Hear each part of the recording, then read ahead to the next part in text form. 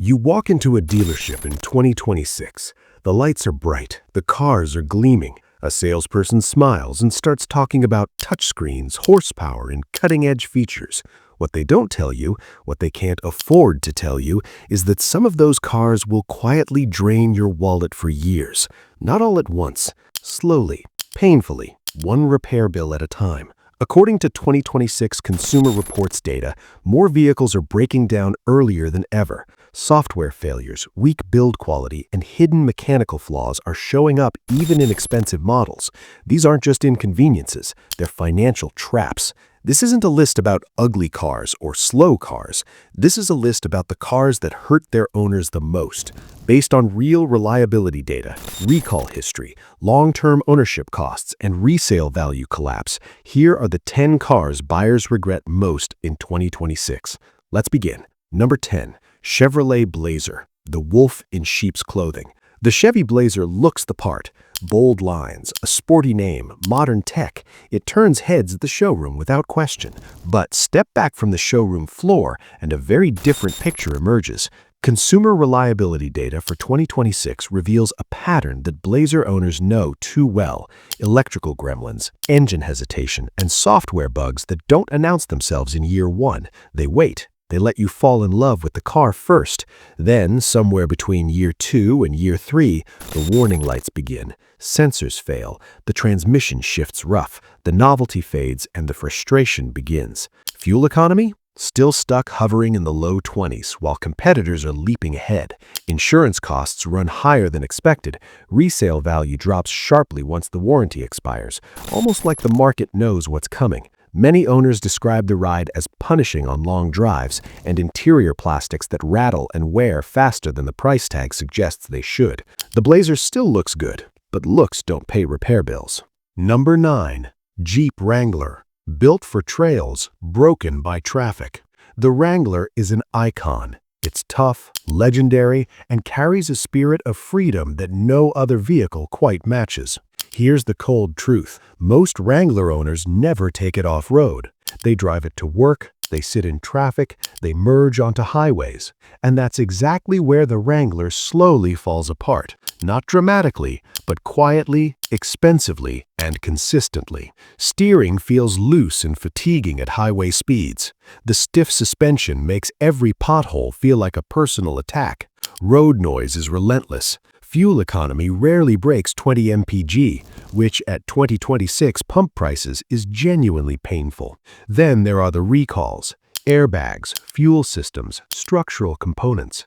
Even newer Wranglers aren't immune. The Wrangler was engineered for extreme terrain. For daily driving, it's an expensive, stressful compromise that far too many buyers don't realize until it's too late. Number 8. Polestar 2. Premium price, beta test quality. The Polestar 2 was supposed to be the sophisticated European alternative to Tesla. Sleek, smart, different. And in theory, it is. In practice, many owners feel like they're paying premium prices to beta test unfinished software. The Google-based infotainment system, the car's showpiece, regularly freezes, crashes, or simply forgets how to navigate. Climate controls vanish mid-drive. Updates that promise fixes sometimes create new problems.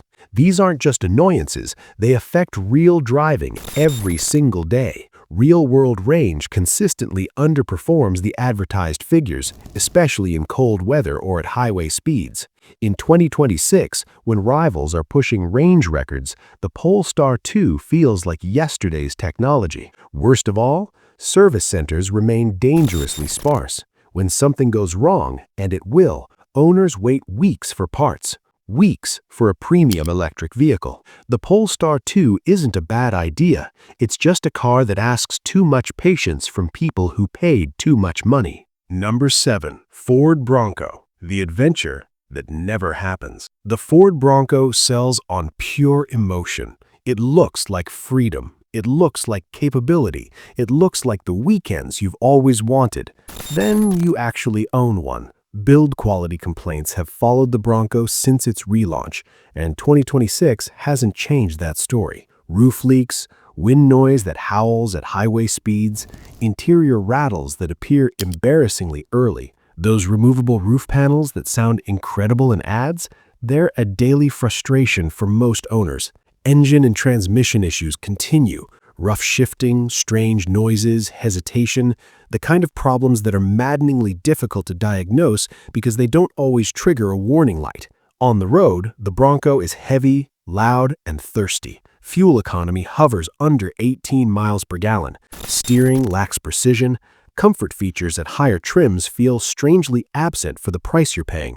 The Bronco is brilliant for trails, but most Bronco owners aren't on trails. They're on the highway, paying for fuel, listening to rattles, and wondering what they were thinking. Number 6.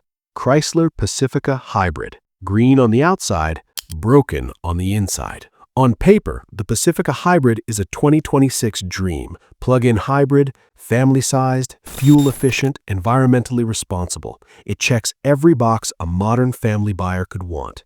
Then real life begins. Electrical and battery-related failures are not rare exceptions for Pacifica Hybrid owners.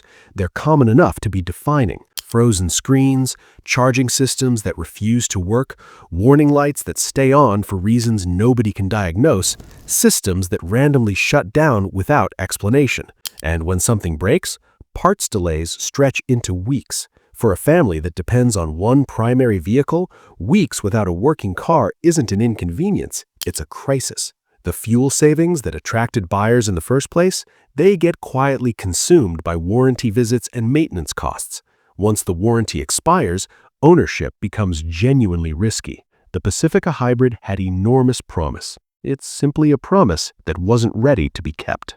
Number 5. Volkswagen Jetta. European styling, hidden costs. The Jetta has always sold on a simple pitch: European style at an affordable price. And in 2026, that pitch still works, right up until the moment it stops. Transmission problems, engine hesitation, electrical issues appearing far sooner than they should in a car this young.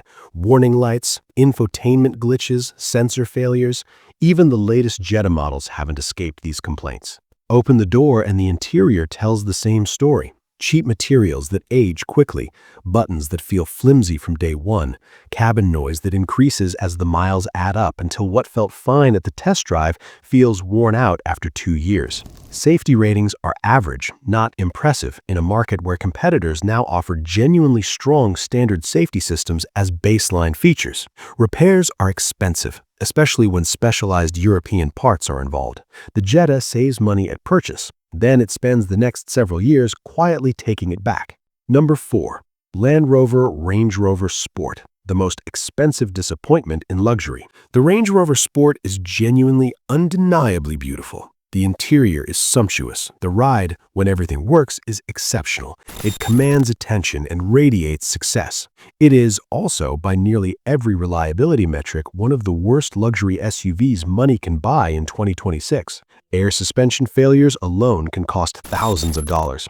After the warranty ends, that bill falls entirely on the owner. Electrical failures, software glitches, screen errors, and random system warnings are disturbingly common for a vehicle at this price point. Routine maintenance is expensive. Parts require specialists, wait times are long, and the cumulative effect of all these visits chips away at resale value faster than almost any luxury competitor. Buyers come to the Range Rover Sport wanting status and peace of mind. What they get is status and a calendar full of service appointments. In 2026, this remains the clearest example of what happens when prestige and reliability don't come in the same package. Number 3. Fiat 500L. The quirky car that costs more than it should. The 500L looks different, playful, distinctive, like a car with personality in a world of sameness. But personality doesn't fix a transmission, and the 500L has serious transmission problems.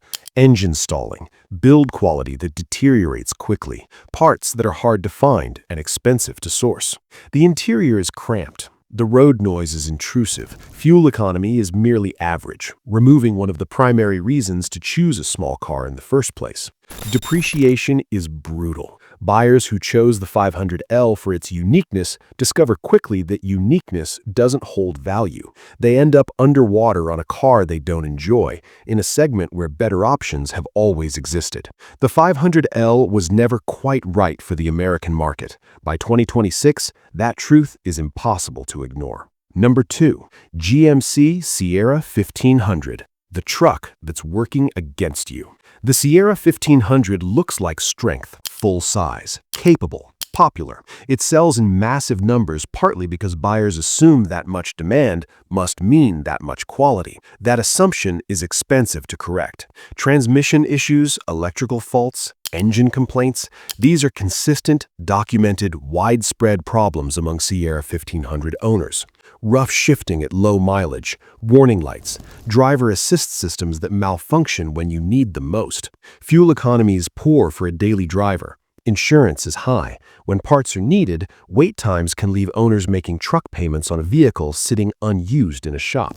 The Sierra can tow, it can haul. On those narrow criteria, it delivers. But the hidden costs of ownership, repairs, downtime, the creeping loss of resale value as reliability reputation spreads, mean that many Sierra owners eventually realize they're working for the truck, not the other way around. Number 1. Mitsubishi Mirage, the cheapest car that costs you the most. The Mirage takes the top spot because it weaponizes the one thing that attracts budget buyers most, a low sticker price. It looks safe. It looks like financial responsibility. It looks like you're being smart by avoiding the expensive stuff. It isn't. You aren't. You're walking into a trap. The engine is strained and loud under normal driving conditions. Highway merging feels dangerous, genuinely anxiety-inducingly dangerous.